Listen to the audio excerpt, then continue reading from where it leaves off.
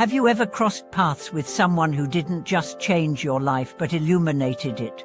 Have you ever met a person whose presence made you feel seen, safe, and stirred something in your soul you couldn't explain? What if the most important part of your spiritual journey isn't the books you read or the temples you visit, but the people you meet along the way? Welcome back, friends. I'm grateful you're here. Today, we are diving into something both subtle and profound, the role of soul relationships on the path of awakening. This is not about romance. It's not about fantasy. It's about the people who awaken the deepest truths inside you, not by preaching, but simply by being who they are. In every life, there are a few encounters that leave an imprint far deeper than time should allow. A glance, a word, a moment, and something inside you shifts forever. These people are rare. Sometimes they come only once. Sometimes they stay. Other times, they vanish just as quickly as they arrived. But their impact is undeniable. So how do you find them? And perhaps even more importantly, how do you recognize them when they appear?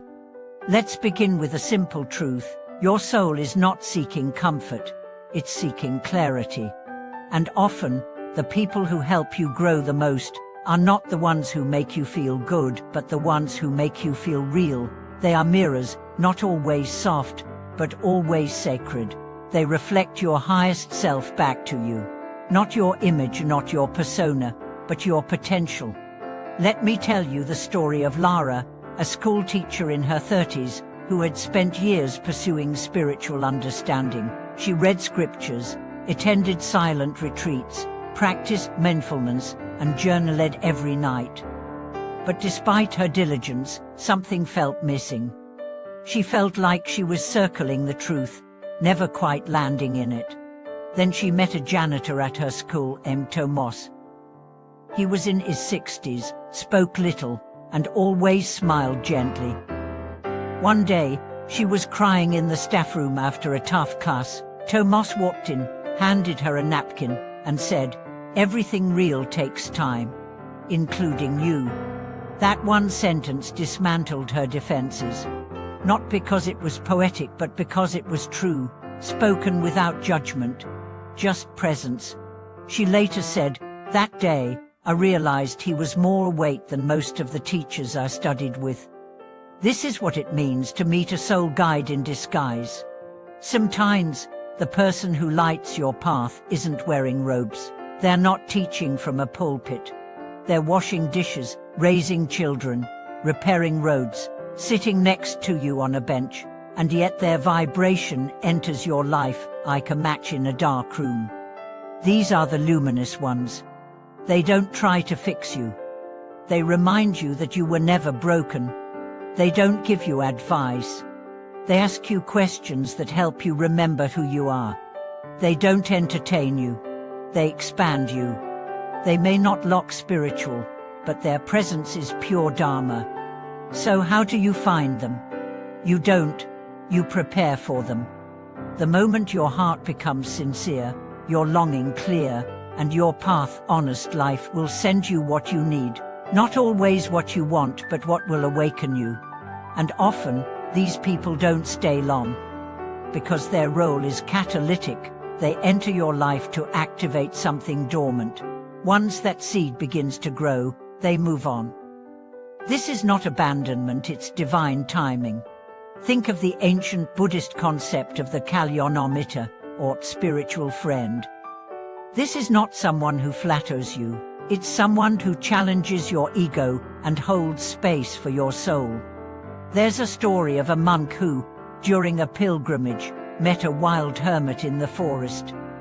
The hermit said nothing, just looked into the monk's eyes for a few moments. The monk said he felt as though his mind had been wiped clean. For days, he couldn't think of anything else. That meeting changed the direction of his practice entirely. No words, just presence. What made the difference? Purity, intention, grace. The people who wake us up don't do so with effort. They do so because they are awake. So here's the real question: how can you become one of these people? Because as much as we seek to find them, we are also being asked to become them. You become luminous not by pretending to be spiritual, but by becoming deeply honest. By feeling your pain without becoming it. By meeting others with gentleness instead of judgment. By seeing through the illusions of personality and touching the soul beneath. You don't need to be perfect to shine. You just need to be real. And now, let's talk about what these soul connections feel like.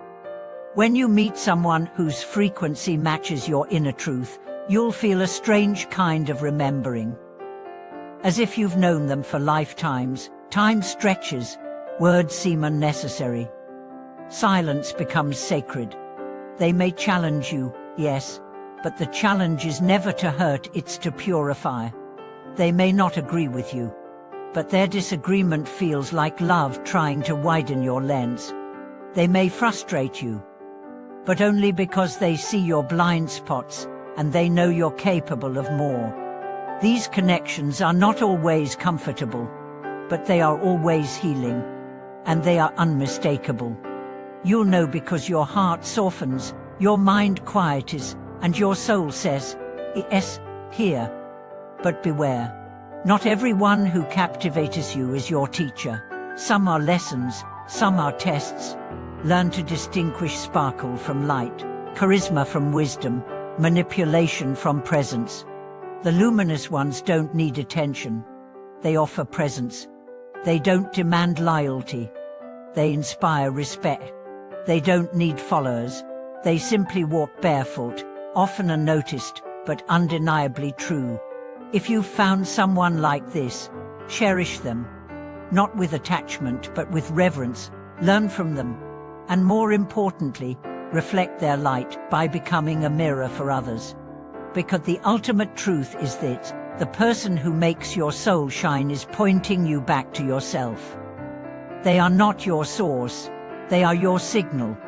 They remind you that you too carry that light. You too can become a presence that awakens. So keep your heart open, live honestly, love bravely. Because when the student is ready, not only does the teacher appear, the student begins to awaken the teacher within. Thank you for watching this video. If this message resonated with you, share your story in the comments, subscribe to the channel, and send this to someone who's lit up your path. Until next time, stay luminous, stay real, and keep walking each other home.